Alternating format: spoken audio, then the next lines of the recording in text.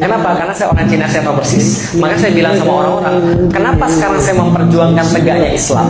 Kenapa saya memperjuangkan sekarang bangkitnya Islam sehingga Al-Quran ini bisa dijadikan sebagai dasar negara, sehingga seluruh orang-orang harus berbuat secara Islam? Karena begini ceritanya teman-teman sekalian. Pernah punya handphone?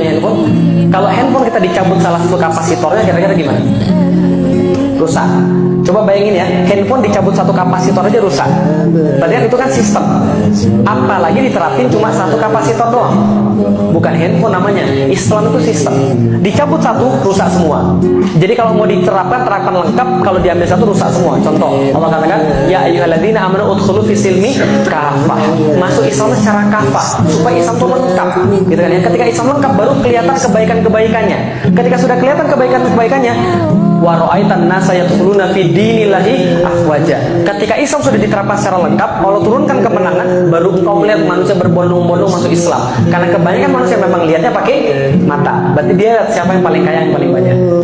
Siapa yang paling bagus, yang paling banyak, yang paling pintar, yang paling banyak. Islam tidak memandang seperti itu. Islam memandang kaya, miskin itu ujian. Dan Rasul katakan bahwa bukan kekayaan yang dikhawatirkan atas orang-orang, tapi justru bahwa materi itu berlimpah atas manusia, kemudian manusia mengejarnya seperti umat-umat zaman dahulu, dan mereka binasa gara-gara itu. Coba lihat baik-baik, dimanapun peradaban itu selalu hancur ketika orang-orang sudah semakin banyak hartanya. Betul atau betul?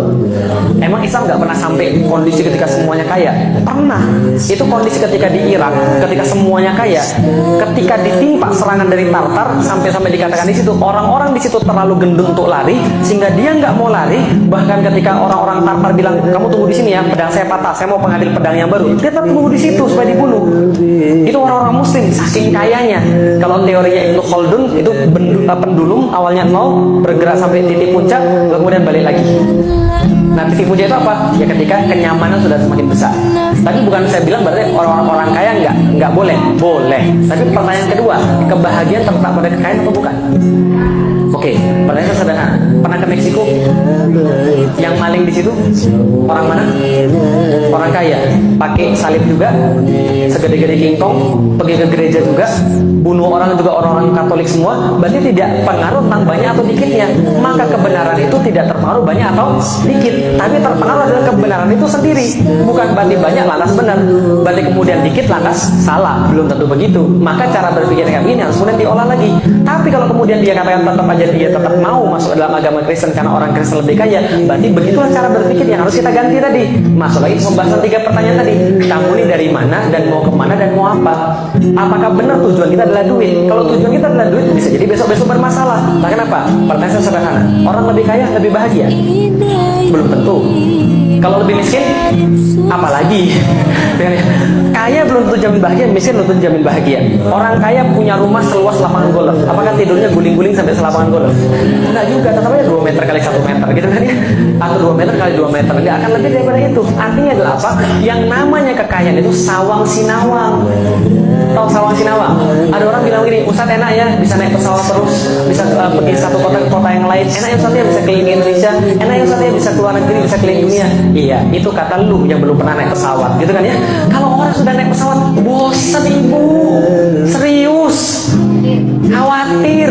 Dan ketika saya sekarang ini Ustaz ngisi ke Australia, saya tuh mau nolak nggak enak, gitu kan ya. Mau terima istri saya kemudian nanti akan kemudian ngomong bahwa dia perlu saya juga ketika bulan Ramadan, gitu kan. Capek, serius.